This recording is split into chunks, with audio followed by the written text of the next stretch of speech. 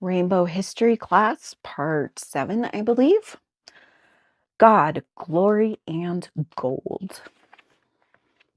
If there's one part of history that has caused more hurt to queer and transgender people than almost any other, it's colonization. Of course, colonization didn't only affect those who were same sex attractive or gender diverse, it irreparably harmed countless indigenous peoples across the world. However, its impact on LGBTQ plus people is too rarely spoken about. The 17th century was part of what's often called the Age of Exploration, which sounds far more lofty and much less violent than the reality. During this period, European countries embarked on long voyages by sea to discover new lands and establish colonies there. Their motivations are often summed up as God, glory, and gold. Let's unpack them. First up, God. European governments who wanted to establish colonies needed a lot of people to run them. That meant they had to convince people to board a dangerous boat and maybe get scurvy. So they tapped into one of history's greatest motivators, the Word of God. Luckily, the sheer amount of people in the 1600s who were high on religion meant this wasn't a problem. And they genuinely believed they were doing God's work by introducing him to far flung lands. During the Age of Exploration, Christian missionaries of all denominations boarded boats bound for colonies in the Americas, Asias, and the Pacifics. Once they arrived, they were met by the indigenous peoples of the lands they were intent on occupying and set about building churches and converting these people to Christianity. The missionaries felt they were helping the indigenous peoples, but in the reality, they were doing the opposite. Colon- Colonial armies were inflicting mass murders, introducing diseases, and stealing land. So these indigenous people who did not convert to Christianity really didn't have a choice. Some of those who converted did so in the hope of retaining land rights. Some were convinced this foreign god would ease their suffering, and some were forced through brutality. Hi, Boomer. Hi, Boomer. Everybody say hi to Boomer. He wants some attention right now. As part of the process of colonialization, indigenous people were forced to relinquish their own cultural practices and adopt European farming methods and Christian ideas of gender. But indigenous peoples around the world have always had their own concepts of gender, which are overwhelmingly older and more diverse than those of Christian Europeans.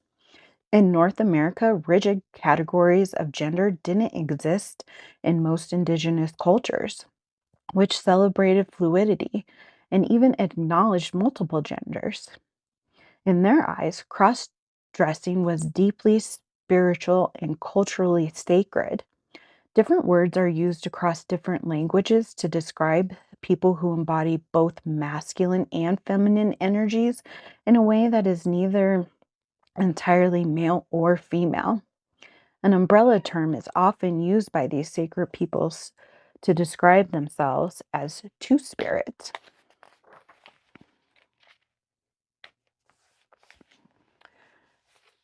Know your icons. Wiwa, one of the most historically celebrated two-spirit people in Zuni culture, is a Zuni cultural leader known as Wiwa.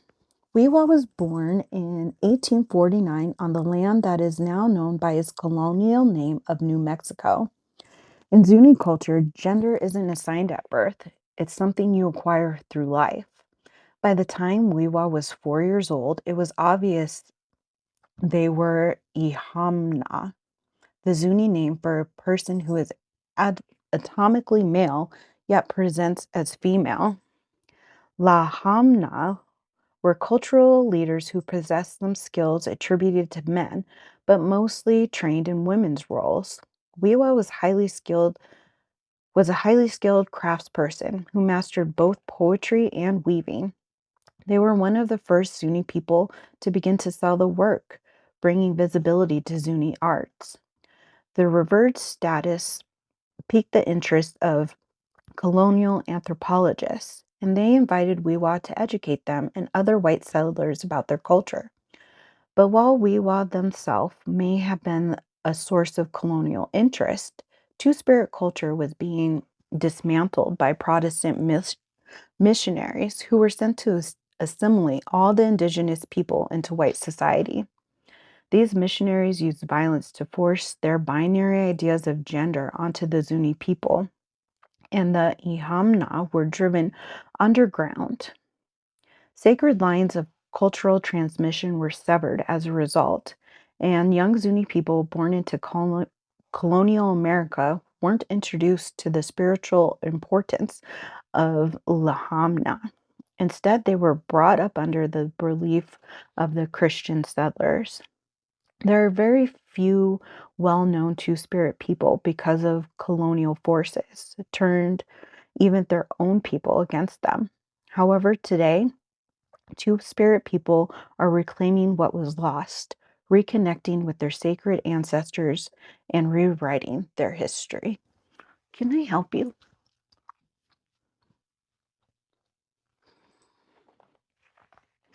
Indigenous people of the so called America weren't the only indigenous peoples to recognize and celebrate gender beyond the binary. Prior to colonization, a vast number of indigenous cultures recognized gender diversity in similar ways. Each of these cultures is profoundly unique with their own rights and beliefs, but there's a common thread across them. They hold those whose gender lies outside the binary in particularly high regard, often as spiritual leaders, teachers, and healers. Prior to Spanish invasion of the Philippines, indigenous cultures revered a group of healers and cultural leaders known as the Babylon. They presented as women but could be of any sex. In Hawaii, Mayu is a word that roughly translates to in the middle and describes people of a third gender, neither man nor woman, who were deeply respected protectors of Hawaiian cultural history. In the Polynesian art form known as the hula, Mayu would perform the roles of sacred goddesses. In Samoa, Fa'afafine are people of a third gender, assigned male at birth, but who are chosen by themselves or others to occupy feminine cultural roles and whose gender expression can range from masculine to the feminine. Alongside the Fa'afine, there are other genders known as the Fa'afatma, whose sex is female but who take on masculine roles. And there's a word for indigenous people of the Tiwi Islands, now part of so called Australia, Yimipini, that describes people born male but who possess the female spirit and who today might call themselves sister girls. Sister girls were not only accepted in their culture, they were considered integral to family life. There are countless countries around the world that have had expansive notions of gender for millennia. There's no way of knowing how our understanding of gender might be different if Europeans hadn't hoisted their flags and headed for the horizon. If Christian missionaries didn't ban indigenous people from practicing their cultures, force the Bible upon them, and, like they did in so many places, take their children to be raised by white families. Severing familial ties meant there was little way of culture to be passed down, and banning the use of indigenous languages eroded the history of the world's third gender people.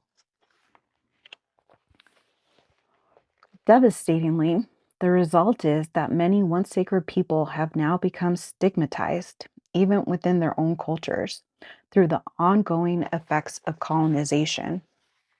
There's been a lot of recent discussion on social media about intent versus impact, and these God fearing missionaries are a solid case in point. They were committing these acts with the hope of getting into heaven. If they had only known the phrase, the road to hell is paved with good intentions. However, the devastating impact of the missionaries was only one part of the irreparable pain and trauma brought about by colonialism. So that's the God part. Now let's talk about gold. The second motivation behind the colonial age of exploration was, of course, wealth. European powers were keen to expand their empires, not just to stoke their egos, but also to profit off the resources of foreign lands. Precious stones, spices, and the slave trade held particular appeal. The Europeans would traffic enslaved people from their colonies in Africa to the Americas. There, they would be forced into labor, harvesting natural resources to be shipped back to Europe. This is one of the darkest periods in human history, and this horrific economy lasted for hundreds of years. Over this period, historians estimate over 12 million enslaved people were forced aboard deadly, overcrowded ships bound for the Americas, and it's estimated that around 2 million didn't survive the journey. The number is staggering, but it would be much higher if the indigenous people around the world did not fight back so furiously. So, we're going to stop it here today. We will continue on with Know Your Icons next time. But I want you to keep in mind um, that everything's connected and intersectionality. Black people's fight is queer people's fight, and vice versa. Indigenous fights are queer people and Black people's fights, vice versa. And although lots of white Americans um, don't think that it's their fight too, because it doesn't affect them on the same level, it's your fight too. Everybody will be better off if we all know the truth and we all collectively fight for liberation. It's one for all and all for one. So just keep that in mind as you go about your week, especially coming off of that energy from the protests over the weekend. Keep that energy up. Don't just fight for yourself, fight for those around you. And keep thinking of ways to disrupt and buck the system. I'll see you next time. Bye.